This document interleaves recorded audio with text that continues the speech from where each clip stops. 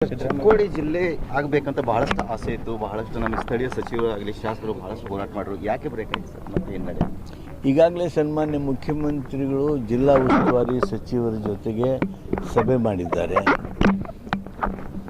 ಜಿಲ್ಲಾ ಉಸ್ತುವಾರಿ ಸಚಿವರು ಬೆಳಗಾವಿದವ್ರ ಜೊತೆಗೆ, ಚಿಕ್ಕೋಡಿಯವ್ರ ಜೊತೆಗೆ, ಗೋಕಾಕದವ್ರ ಜೊತೆಗೆಲ್ಲ ಸಭೆ ಮಾಡಿದ್ದಾರೆ. ಇನ್ನೇನು ಭಾಳ ದಿವಸ ಹೋಗಲಿಕ್ಕಿಲ್ಲ. ಮಾನ್ಯ ಮುಖ್ಯಮಂತ್ರಿಗಳಿಗೆ ಅವರು ಕನ್ವಿನ್ಸ್ ಮಾಡಿ ಮುಂದಿನ ಹೆಜ್ಜೆಗಳನ್ನು ಇಡಿಸೋದಕ್ಕೆ ಬೇಗ ಪ್ರಕ್ರಿಯೆ ಪ್ರಾರಂಭ ಆಗಬಹುದು ಅಂತ ನಾನು ಅಪೇಕ್ಷೆ ಮಾಡ್ತೇನೆ. 200 ವರ್ಷಗಳ ಇತಿಹಾಸ ಇರುವಂಥ ಚಿಕ್ಕೋಡಿ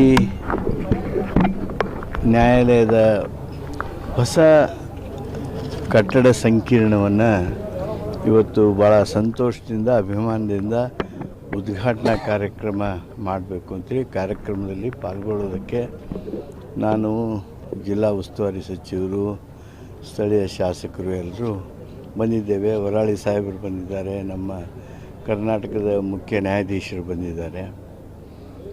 ಇದೊಂದು ವಿಶೇಷ ಪ್ರಸಂಗ, ಸಂದರ್ಭ, ಇತಿಹಾಸವನ್ನು ನೆನಪಿಸಿಕೊಳ್ಳುವಂಥ ಸಂದರ್ಭ. ಈ ಬಾರ್ ಬಗ್ಗೆ, ಈ ನ್ಯಾಯಾಲಯದ ಬಗ್ಗೆ ಮಾತನಾಡುವಾಗ ಅಂಬೇಡ್ಕರ್ ಅವರು ಈ ನ್ಯಾಯಾಲಯಕ್ಕೆ ಬಂದು ನ್ಯಾಯಕ್ಕಾಗಿ ತಮ್ಮ ಹೋರಾಟವನ್ನು ಮಾಡಿರುವಂಥದ್ದು ಇಲ್ಲಿ ಇತಿಹಾಸವನ್ನು ಕೇಳ್ತಾ ಇದ್ದೀವಿ. ಅಷ್ಟೇ ಅಲ್ಲ, ಈ ನ್ಯಾಯಾಲಯದ ಬಾರ್ ಏನಿದೆ, ಚಿಕ್ಕೋಡಿ ಬಾರ್ ಏನಿದೆ, ನಮ್ಮ ರಾಜ್ಯಕ್ಕೆ ಬಹುದೊಡ್ಡ ಕೊಡುಗೆಗಳನ್ನು ಕೊಟ್ಟಿದೆ. ಈಗ ನಾವು ವಿಧಾನಸಭೆಯ ಸ್ಪೀಕರ್ಗಳನ್ನು ನೆನಪು ಮಾಡಿಕೊಳ್ಳುವಾಗ ಬೆಸ್ಟ್ ಸ್ಪೀಕರ್ಸ್ ಯಾರು ಅಂಥೇಳಿ ನಮ್ಗೆ ಮಾನ್ಯ ಕಟಾವಳಿಯವರ ಹೆಸರು ತಕ್ಷಣ ಬರ್ತದೆ. ಅದೇ ರೀತಿ ರಾಷ್ಟ್ರ ರಾಜಕಾರಣದೊಳಗೆ ಭಾಳ ದೊಡ್ಡ ಹೆಸರು ಮಾಡಿದವರು, ಉತ್ತರ ಕರ್ನಾಟಕದ ರಾಜಕೀಯದಲ್ಲಿ ತಮ್ಮದೇ ಆಗಿರ್ತಕ್ಕಂಥ ಛಾಪ್ ಮೂಡಿಸಿರ್ತಕ್ಕಂಥ ಬಿ ಶಂಕರಾನಂದ್ ಅವರು ಈ ಬಾರ್ನವರು.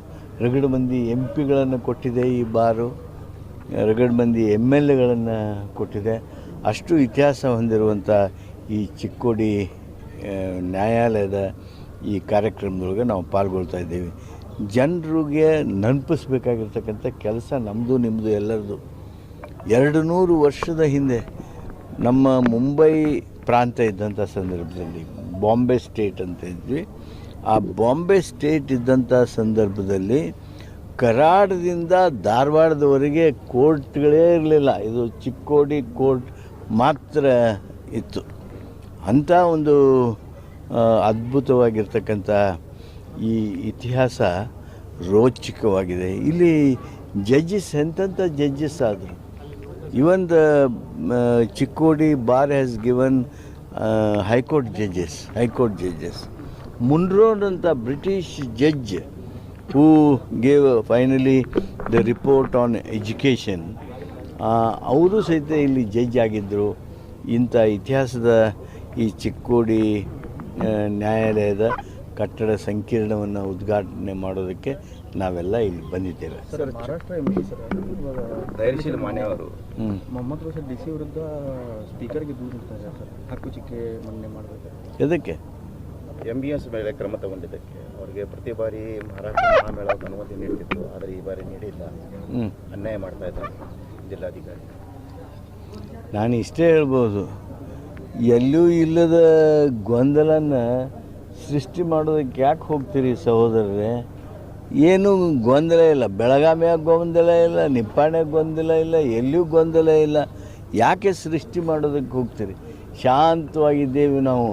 ಅಣ್ಣತಮ್ಮಗಿಂತ ಹೆಚ್ಚು ನಾವು ಸೌಹಾರ್ದದೊಳಗಿರುವಾಗ ನೀವು ರಾಜಕೀಯಕ್ಕಾಗಿ ಇಂಥ ಯಾವುದೇ ಗೊಂದಲವನ್ನು ಸೃಷ್ಟಿ ಮಾಡೋದು ಸೂಕ್ತವಾದದ್ದಲ್ಲ ಅಂಥೇಳಿ ಮಾತ್ರ ನಮ್ಮ ಮಹಾರಾಷ್ಟ್ರದ ಸಹೋದರರಿಗೆ ಯಾರಿಗೇನು ಇದನ್ನು ಕೊಡ್ತೇನೆ ಅಂತ ಹೇಳಿದರು, ಪ್ರಿವಿಲೇಜ್ ಮೋಷನ್ ಕೊಡ್ತೇನೆ ಅಂತ ಹೇಳಿದ್ದಾರೆ ಅಂತ ಹೇಳಿದರೆ ಅವ್ರಿಗೆ ನಾನು ಕಿವಿ ಮಾತು ಹೇಳ್ತೀನಿ.